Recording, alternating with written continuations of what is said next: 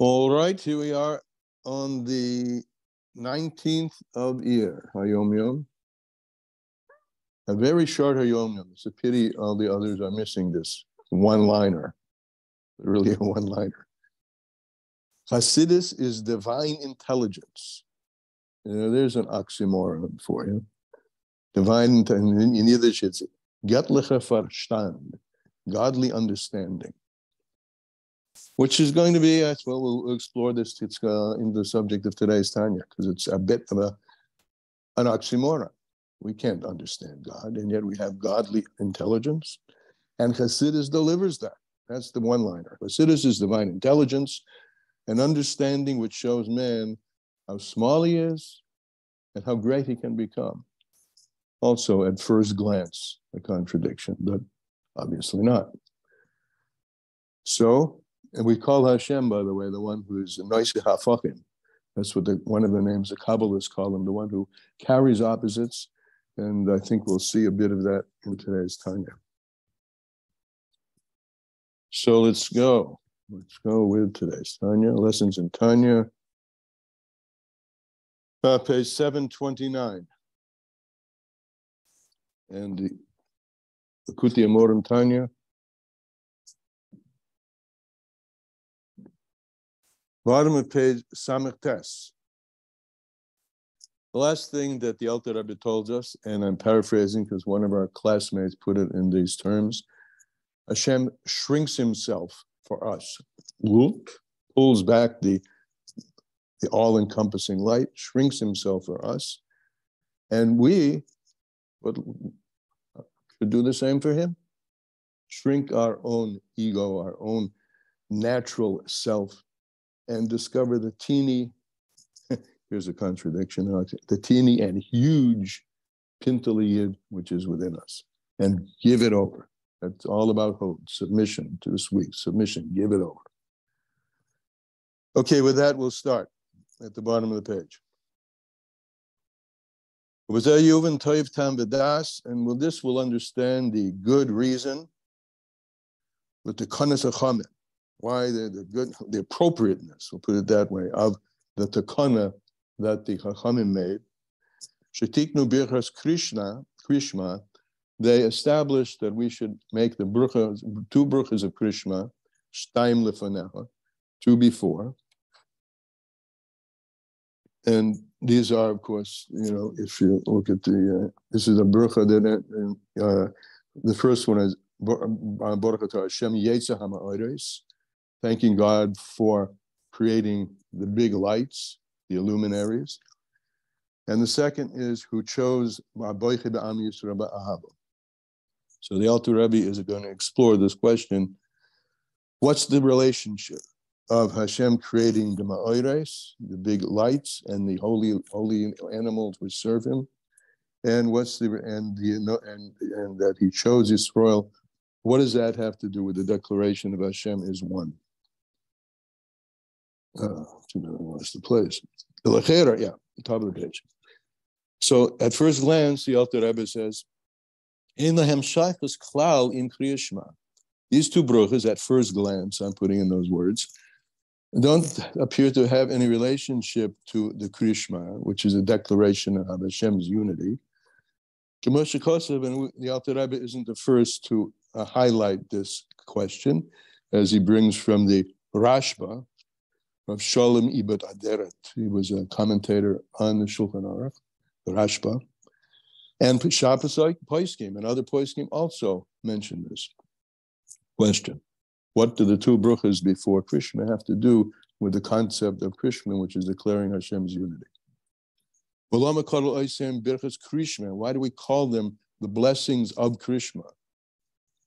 That's what they were there. So not only are they there before them, but we refer to them as the bruchas of Krishna. And why do they come before Krishna? Right?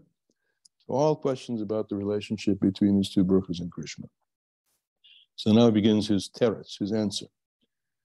Ella, it's because Mishum she'ikar Krishma, the whole root of Krishma is the kayim, to fulfill, that you should love Hashem b'chol levavaka, with your entire heart, which means b'shnei yetzerecha.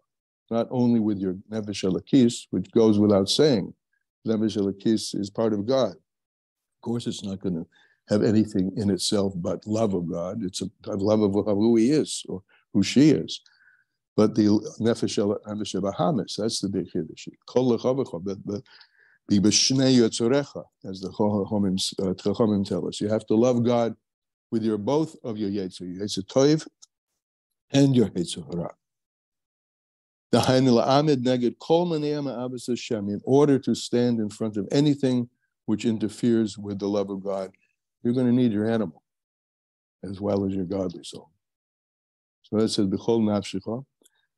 And then it says you should love Hashem in addition to that, B'chol levavecha. And Chachamim touch this. Who do you love? Who's in your heart? Isha v'yoldeha. Your wife and your children. That's where your centricity of heart is. Because the heart of a person is tied to them, to his wife, spouse, and children, his family, by one's nature. So that's b'chol levavecha, b'chol nafshecha, b'chol nedecha. And he goes on and explains a bit particularly about b'chol levavecha. Shomar Azal, as explains, our sages have said, all pasuk. There's a pasuk, in Tillim. God says, "Hu oma v'yahi." He spoke, and it was. This refers to one's wife. That's how close the wife and husband and wife relationship is. Hu tziva v'yamoid, and it says he commanded, and there stood up. He raised the family. He stood up a family, and these are the children. So that's a little bit more explication of b'chol levavecha. Now we call it b'chol nafshecha or b'chol yodecha. These two words, he says, are as what they imply. This nafshecha refers to your chai, your life, moedecha, and mazoinos refers to your ma'od, your extra things that you. Also, remember that refers to your money, by which you supply yourself with the things you need to live. Lahafki harkoil, and the bottom line is, Yahavta Hashem l'chem. Give yourself away in love. B'chol levavecha uv'chol nafshecha. Lahafkir hakol b'shvil avos Hashem. To give it all away for the sake of love of Hashem.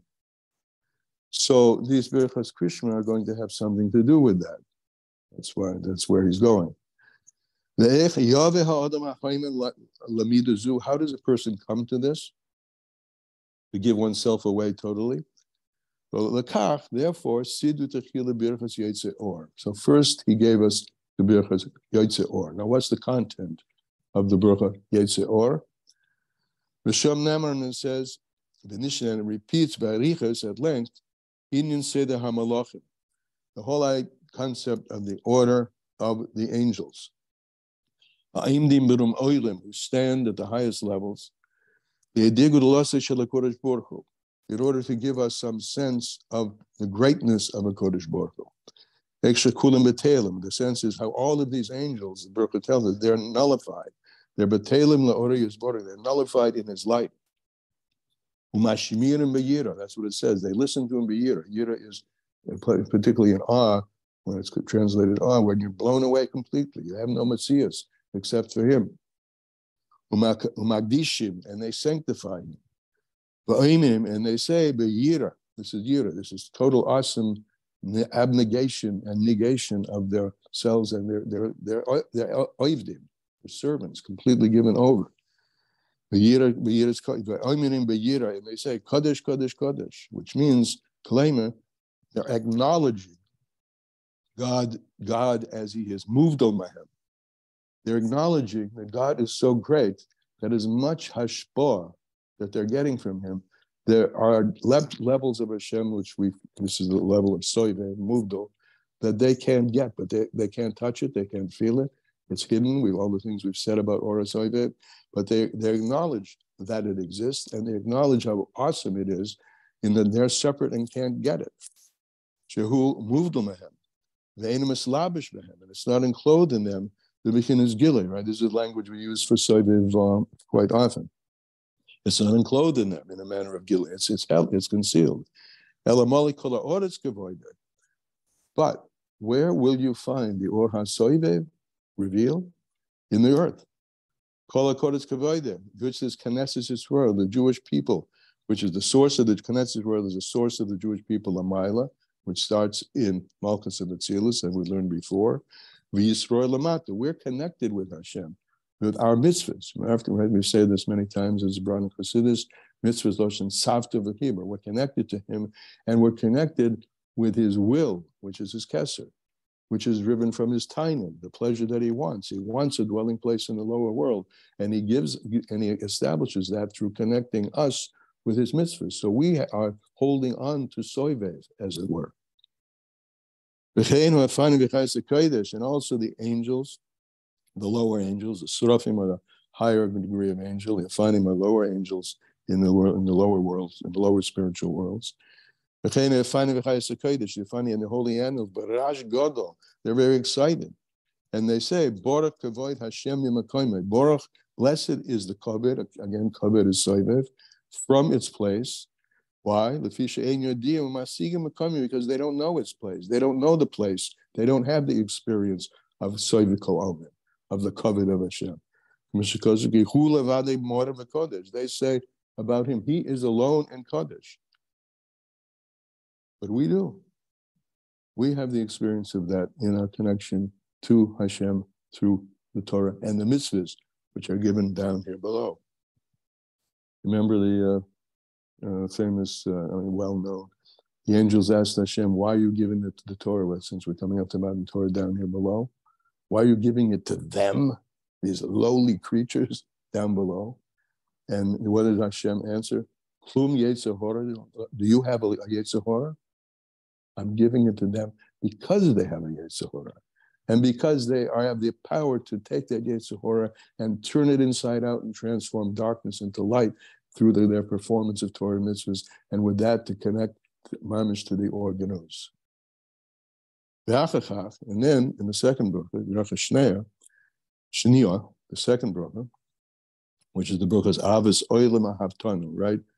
The love of the world. We've understood earlier what Avos Olam is, the love of God, which comes from contemplating the myriad and the majesty and the infinity of creation. And we say, Avos Olam Ahavtanu, you've given that to Hashem, given that to us, Hashem Elokeinu, Hashem your God, claim it, which means to say, He's given of Himself. This comes back to the metaphor we were using originally when we started this whole piece about the face He showed in the water. Hashem shrinks Himself. Claim Shahaniya Kol Tzevamayla HaKadoshim. He puts aside all the holy hosts of heaven. And He causes to dwell His Shekhinah Aleinu, upon us. So we call Him Elokeinu. He's our God. Like as He was the God of Avraham, the God of Yitzchak, the God of Sarah and Rivka, etc., etc. As we spoke about yesterday. Ava, love, constrains. It shrinks the flesh, right? It makes room for somebody else. And therefore it's called Avos Olam. Why? Another spin on what has been. How did God make room? How did He shrink Himself? What do we call that? That's called the tzimtzum. That's putting Himself aside.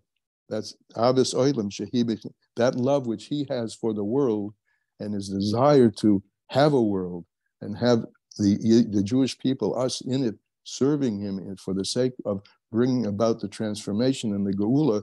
He did this through shrinking Himself. B'chinas tzimtzum. He contracted His great light, habilti tachlis, that great light which is without any boundaries, without any finitude, without any end. Lehislabish b'bechinas gvul. So here we're back to our yom, the idea of the oxymoron, the carrying hafochim.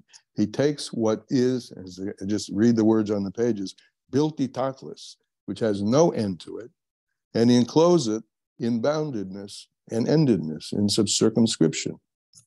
He takes the infinite and encloses it in the finite. Anikra oilam, which is called the world. Oilam in Lashon hidden. He hides the infinite in the finite and reveals it to us through our adhesion, our grasping to him, himself, his will, and his tainug in Torah and mitzvahs. And he does this, he does this for the sake of his love for the Jewish people. To bring them close to him. To bring them and include them into his singularity and his unity, his blessed singularity and unity.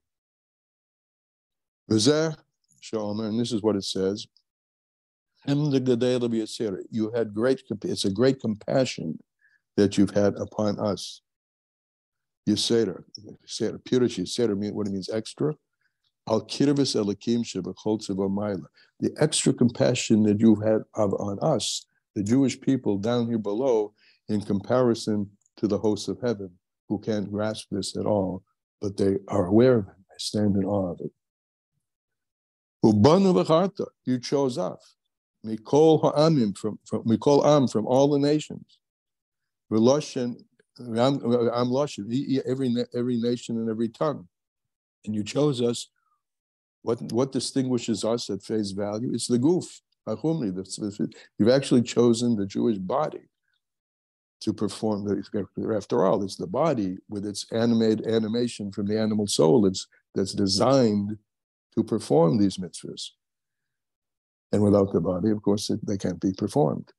You chose, this is the body that you've chosen, this, the guf ha'chumri, the coarse body, hanidba b'chumri oisav l'gufa omis ha'olam, which looks just like the body of any other human being. Yikei rav tanu, and you brought us close. You brought our body. It's not no Yiddish that our nefesh elokis is close to him. You brought our body close to him. You brought us close to you. Lehoidos. Here we go. The week of Hoid. To acknowledge this, and you've given us the amazing ability to recognize this and make it part of us and behave like this. And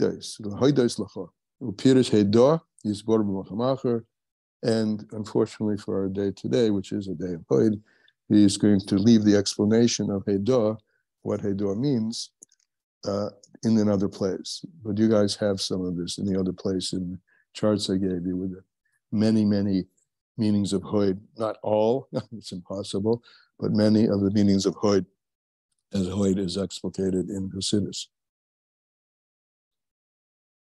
And that's today's Tanya. Questions, comments,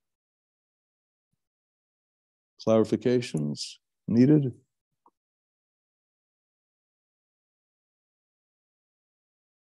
All right. So, Bethane. Oh, time. We have plenty of time to sit and wait for this. Anybody out there? Is there anybody out there? I'm out here, but good. My son was talking and I couldn't hear two people at the same time, unfortunately. So sometimes I go back to the recording. Okay. Admission. You admit that. I admit that. Thank you. Rivka, go ahead. Hi, good morning.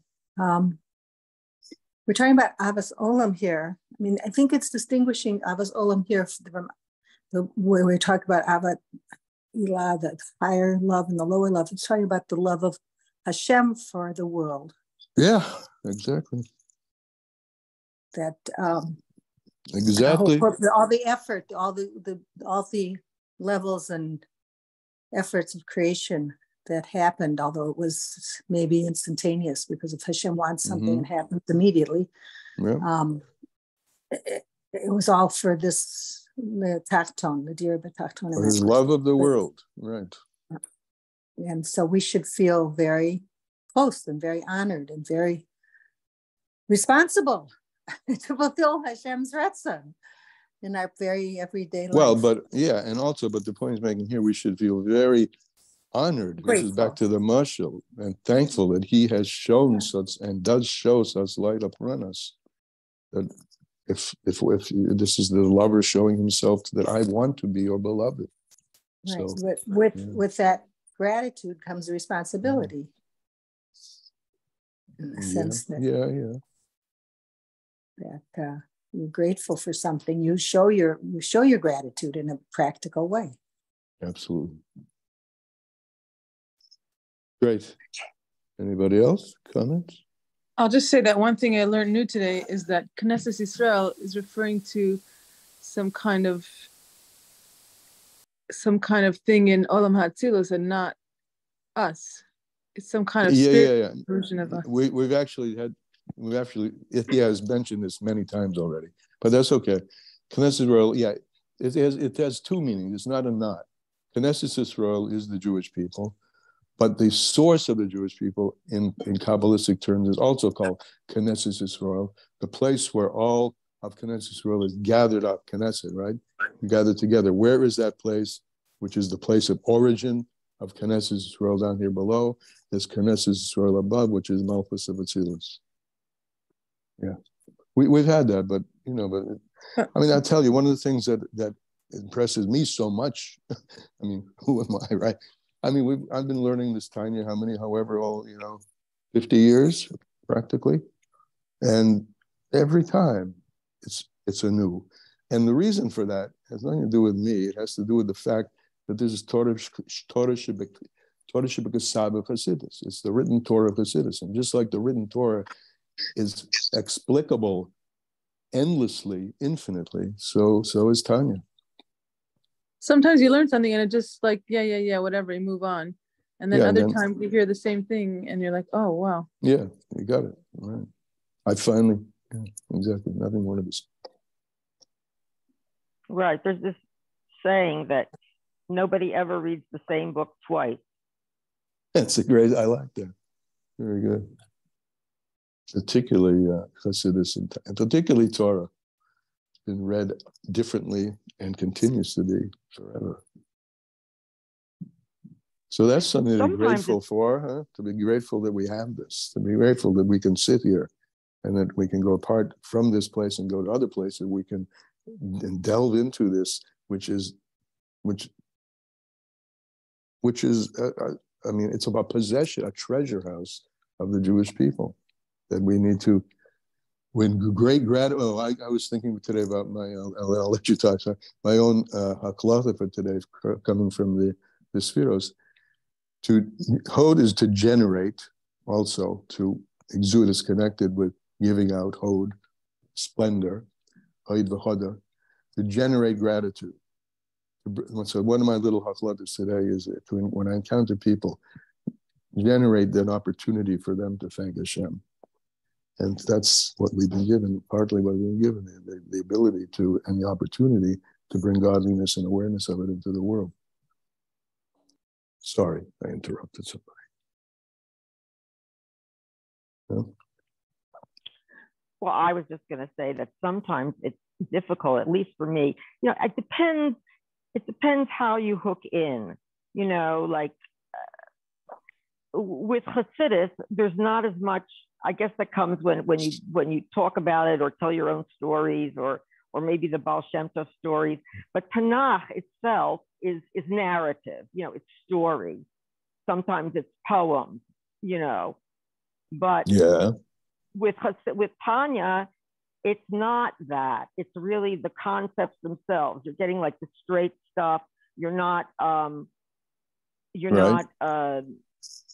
You don't have to dig it out from the metaphors. You don't have to dig it right. You don't have to dig it out. And it's just that itself. So it depends how much. If that's your. No, I don't know. If that's how you. Well, I'm thinking sure how I hook into Tanakh. I like the stories, the narrative, and getting it from that. And I was thinking, like this is different.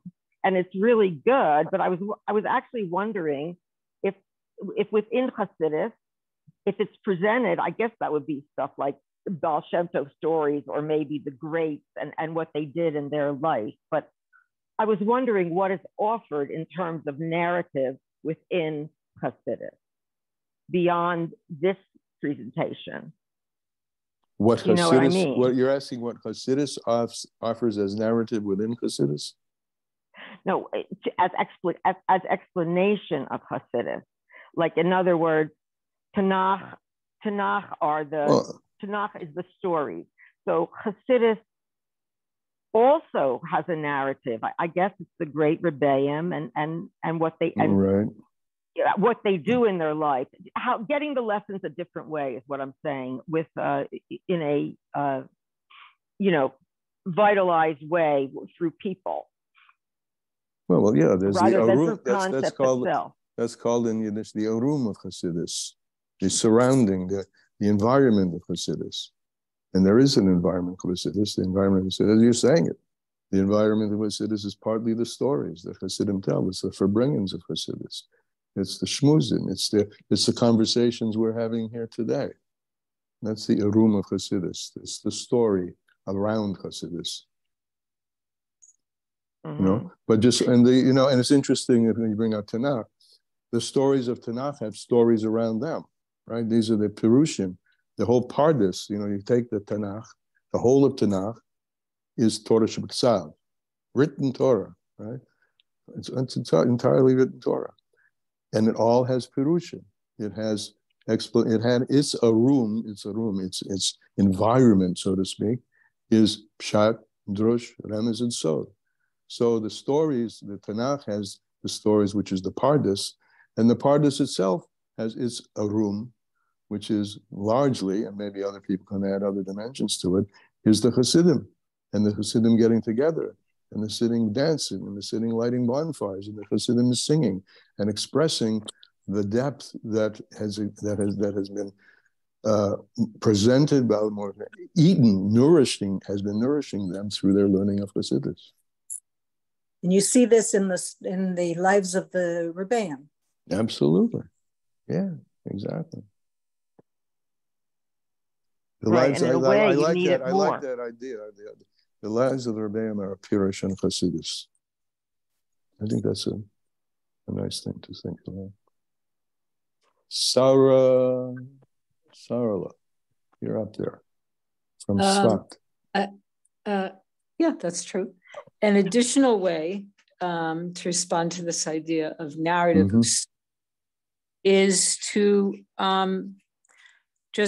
the Alter Rebbe always says, our Rebbeim also, to live with the time. So the time that we're living in, the Omer, is actually a journey that we're on in our life story every year. We have a developing life story through the unfolding of the Omer that leads us to Shavuos. And we're in the Parsha, which has to do with engraving or into yourself so that it becomes one with you. So that engraving in the stone, which was made of sapphire, is also cognate. It's also from the same root source in a linguistic level as a story and as shining story. So the engravement of all the things that we learn, whether it's through Tanya or whether it's through Parsha, or whether it's through Tanakh, through Hasidus, is actually learning how to shine our own stories. So we don't have to look so far. It's not always out there, the stories. We're the story. We're the living story unfolding. Beautiful, beautiful. Thank you. Anybody else? It seems like possibly, correct me if I'm wrong, the difference between, let's say, a Tanakh narrative and the Hasidus narrative is, at first glance, at first blush, seems to be, you get the failings, you get the falterings in Tanakh, like right from the beginning, Adam and Chava, and killing. You get how we strive, and sometimes we succeed, and sometimes we fail, and you learn from both things. Absolutely. But listen, in Hasidus, I'm trying to think where you get the the human factor, the fallible factor, the failings within it. Let me put it this way. Let me put it this way. The stories of Tanakh, it's like David HaMelech, for example, with all of his, he's Mashiach. I mean, what kind? Look at all the strange stuff. Well, I mean, you have in the stories in the Chumash, right? The killer Shimon and the people killing all the people who weren't, when they were circumcised. All the kinds of this. So that's a story. Right? That's a real story. You can make movies out of this. People do make movies out of this. Hasidus is the story of the story. What's going on here that makes this godly? How do we understand David HaMelech as Mashiach with all of these things going around us? Hasidus explains the story of the story. Now, is there a story of the story of the story? Yeah.